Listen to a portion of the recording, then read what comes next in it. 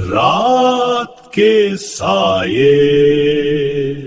सोहनपुर नक्शे पर तो ये गांव बस एक छोटा सा बिंदु था, लेकिन जो लोग वहां रहते थे वो जानते थे कि उस गांव की मिट्टी में एक अजीब सी ठंडक है। ऐसी ठंडक जो मौसम की नहीं बल्कि यादों की थी। उन यादों की जो मरने के बाद जिस्म तो छोड़ देती हैं पर मिट्टी नहीं छोड़ती। आज हम इसी गांव की कहानी की गहराई में उतरेंगे, एक ऐसी विरासत की कहानी जिसे डर और अहंकार की स्याही से लिखा गया था।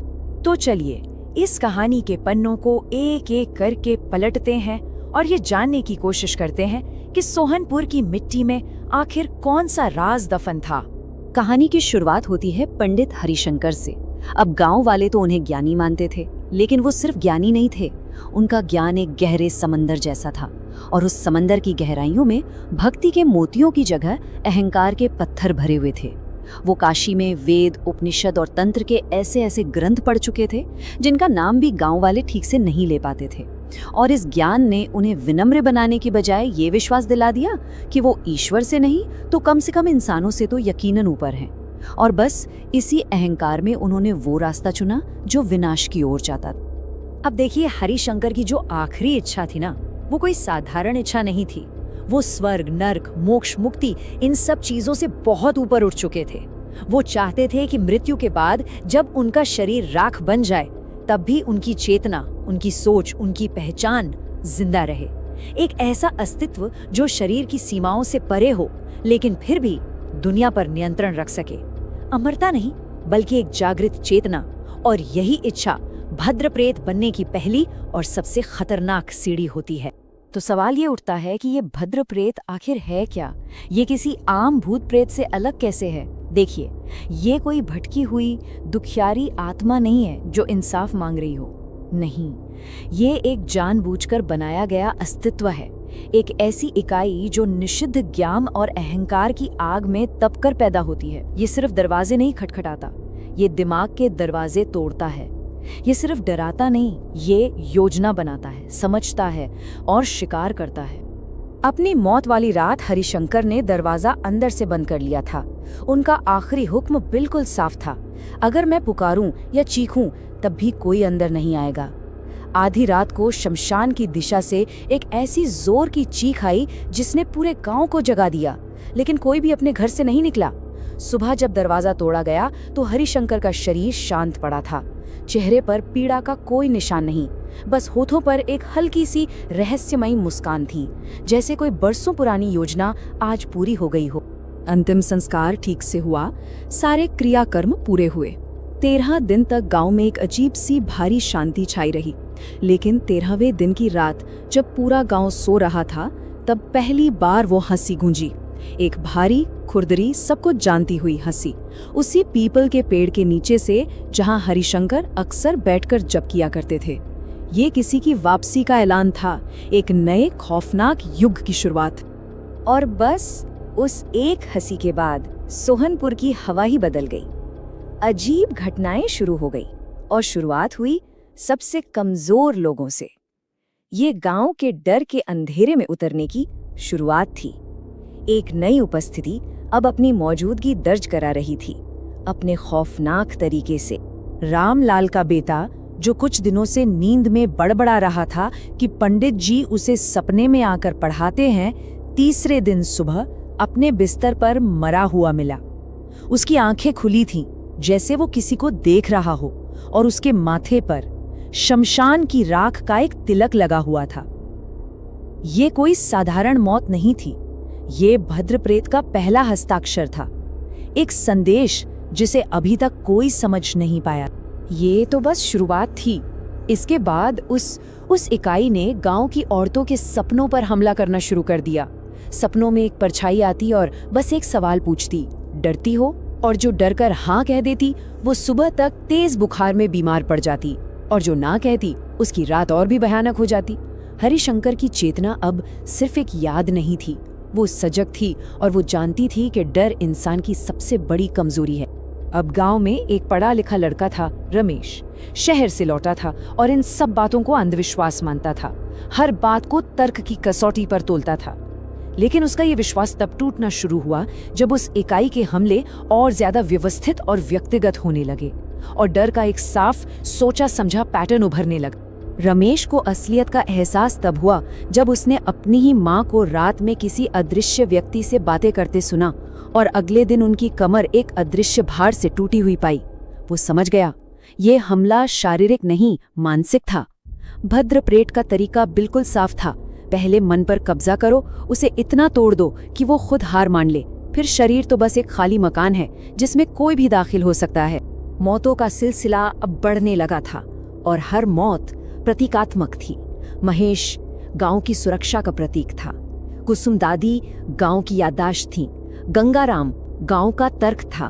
भद्रप्रेत एक एक करके गांव के सामाजिक ताने बाने को, उसके खंभों को तोड़ रहा था, हर उस चीज को खत्म कर रहा था जो गांव को एक साथ जोड़े रखती।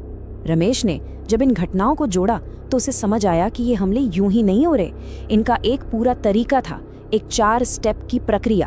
पहले ये पीड़ितों की यादें बदलता है, उन्हें वो चीजें याद दिलाता है जो कभी हुई ही नहीं, फिर सपनों में घुसकर उनके अवचेतन पर कब्जा करता है, फिर उनकी भाषा छीन लेता है। वो बोलना तो चाहते हैं पर शब्द नहीं मिलते, और आखिर में जब मन पूरी तरह टूट जाता है तब वो शरीर पर कब्जा करता है। ये एक सोची समझी सटीक रणनीति थी। एक रात रमेश हरिशंकर की ही पुरानी डायरी पढ़ रहा था। तभी कमरे में दीपक की लौ कांपी और बुझ गई, और उस घने अंधेरे में वही हंसी गूंजी, इस बार बहुत पास से, जैसे किसी ने कान में फुसफुसाया हो, तुम मुझे समझते हो, तुम मेरे ज्ञान को समझ सकते हो, इसीलिए तुम्हारी बारी आखिरी होगी। उस आवाज ने यह साफ कर दिया था कि उसका अंतिम लक्ष्य सिर्फ मारना नहीं बल्कि एक योग्य उत्तराधिकारी खोजना है। और ठीक उसी वक्त जब लग रहा था कि सोहनपुर की कहानी अब खत्म होने वाली है, गांव की कच्ची सड़क पर एक अजनबी आया, आचार्य देवदत्त। उनका काशी से आना एक बहुत बड़ा मोड़ था।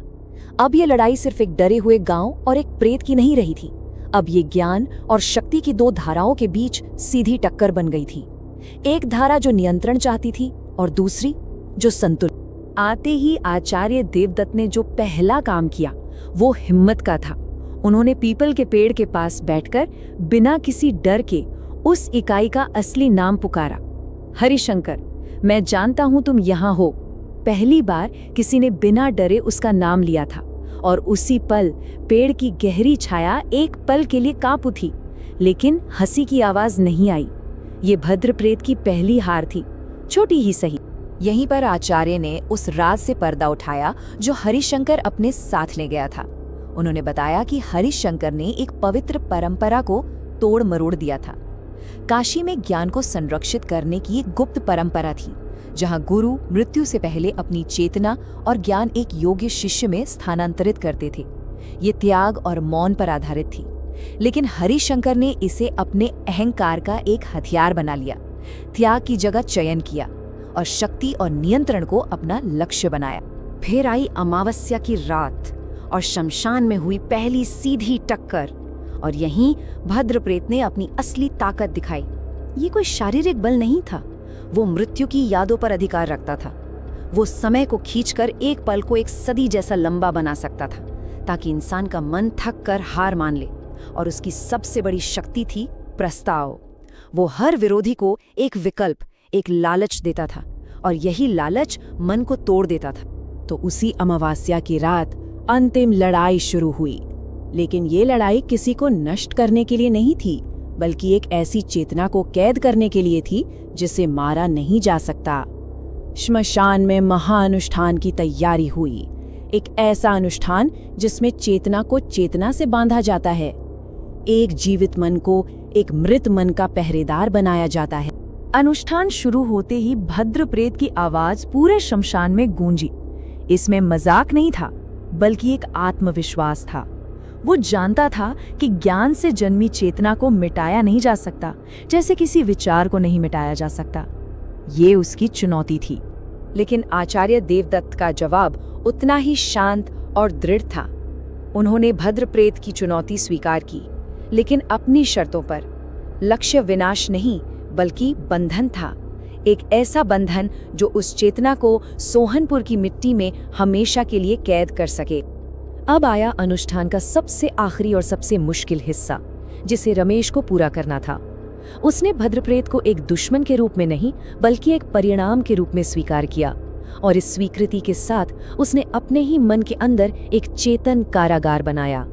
लेकिन महानुष्ठान का नियम साफ था, रमेश अब विजेता नहीं था बल्कि उस बंधी हुई चेतना का जीवन भर के लिए पहरेदार था, एक जेलर। और फिर साल गुजर गए। सोहनपुर की जिंदगी वापस पटरी पर आ गई। रमेश ने अपनी पहरेदारी निभाई, हर अमावस्या को मंदिर में दीपक जलाकर उस बंधन को मजबूत करता रहा। लेकिन समय सबसे बड़ा दुश्मन होता है। वो डर को नहीं, स्मृति को मिटाता है, और जब डर खत्म हो जाता है तो जन्म लेता है आत्मसंतोष, जो एक विनाशकारी पल की ओर ले जाता है। 10 साल बाद 10वीं अमावस्या पर रमेश से एक बहुत छोटी, एक अनजाने में हुई गलती हो गई। अनुष्ठान करते हुए उसके मन में बस एक पल के लिए विचार आया, अब सब समाप्त हो चुका है। ये कोई मंत्र भूलना नहीं था, बस एक विचार था। और उसी पल उसने मंदिर में जो दीपक जलाया, उसकी लौ भीतर के बजाय अनजाने में बाहर की ओर रख दी।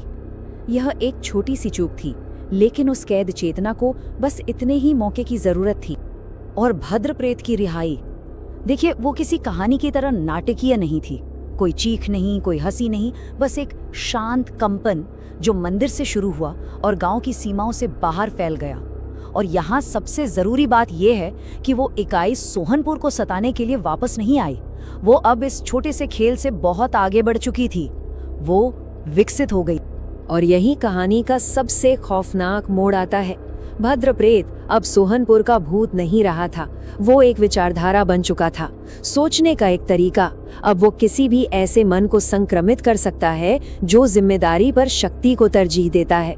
पहले उसे अस्तित्व के लिए डर की जरूरत थी, अब उसे फैलने के लिए केवल हमारी स्वीकृति की जरूरत है।